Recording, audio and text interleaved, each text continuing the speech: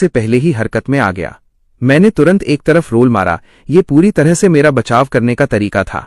एक बहुत ही संकुचित, हाईली कंप्रेस्ड हवा की एक तेज धार मेरे सिर के पास से गुजरी और उसने पत्थर की दीवार पर कई फीट लंबी 4 गहरी दरारें बना दी, जैसे कोई बिल्ली कागज को फाड़ रही हो। सोचने का समय नहीं था। मैंने तुरंत अपनी सुनने की शक्ति और ड्रैगन की नजरों का इस्तेमाल किया। मुझे पास ही एक छोटा जीव महसूस हुआ जो अविश्वसनीय रफ्तार से मेरी तरफ बढ़ रहा था। जब तक मैं कुछ समझ पाता, वो मेरे पीछे से सिर्फ 50 सेंटीमीटर की दूरी पर था। डर के मारे मेरा बुरा हाल था। पीछे मुड़कर देखने का भी समय नहीं था। मैं फिर से एक तरफ झुका।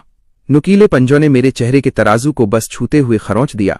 जब मैं संभला तो मेरे चेहरे पर 4 गहरे जख्म थे। 2 बार और तुम अभी भी सांस ले रहे हो। कोई हैरानी नहीं कि तुम मेरे इलाके में आने की हिम्मत कर पाए। लगता है तुम में वाकई कुछ काबिलियत है। अंधेरे से एक लड़की की आवाज आई। वो 4 पैरों वाला जीव साये में छिपा था और अपने पंजों से खून चाटने के बाद वो एक इंसान की तरह अपने पिछले पैरों पर खड़ा हो गया। मुझे लगता है कि तुम्हारे पास दिमाग से बात करने की शक्ति है।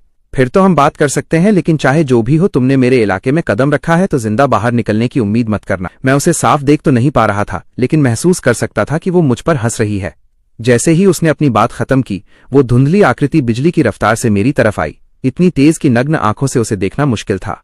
वो अकेला जीव ऐसा एहसास करा रहा था जैसे दर्जनों राक्षसों ने मुझे घेर लिया हो। मैंने कभी नहीं सोचा था कि मेरा सांची दयनीय शब्द भी उसके लिए कम था।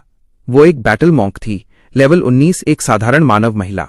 इतनी कम ताकत के साथ तो वो पहली मंजिल पर भी नहीं टिक सकती थी, और मैं सच में ये नहीं समझ पा रहा था कि वो दूसरी मंजिल तक कैसे पहुंच गई। लड़की अब जमीन पर झुककर अपना पैर पकड़े हुए थी। उसे बहुत दर्द हो रहा था। उस किक से मुझे तो कुछ नहीं हुआ, लेकिन उसका अपना दाहिना पैर बुरी तरह मुचका गया था। मगर 1 सेकंड बाद ही अपनी चोट को नजरअंदाज करते हुए वो किसी पागल की तरह पास की एक सुरंग की तरफ भागी। मैं उसके पीछे जाने लगा, लेकिन ऊपर से ब्लड फैंग मकड़ियां गिरने लगीं और बार बार मेरा रास्ता रोकने लगीं। गुफा के राक्षस जीवन की ऊर्जा, लाइफ एसेंस के आधार पर शिकार करते हैं, जिसका मतलब था कि वो कमजोर इंसान उनके किसी काम का नहीं था। वे सब उसकी जगह मुझ पर हमला करने लगे। हालांकि वे मेरे लिए कोई बड़ा खतरा नहीं थे, लेकिन उनकी वजह से उस लड़की का सुराग पूरी तरह मेरे हाथ से निकल गया। मैं बहुत दुखी था। वो बिल्कुल सामने थी और अचानक चली गई। 5 दिन बीत गए और मैंने धीरे धीरे दूसरी मंजिल पर अपने पैर जमा लिए। पहली मंजिल के मुकाबले यहाँ राक्षसों की बहुत ज्यादा किस्में थीं। लगभग हर दिन मुझे ऐसी प्रजातियां मिलतीं जो मैंने पहले कभी नहीं देखी थीं। इसमें इंसान भी शामिल थे। फर्क सिर्फ इतना था कि मुझे जो भी इंसान मिला वो या तो एक लाश थी या हड्डियों का ढेर। उस दिन वाली लड़की अब भी मेरे दिमाग में घूम रही थी, खासकर इसलिए क्योंकि वो एक इंसान थी।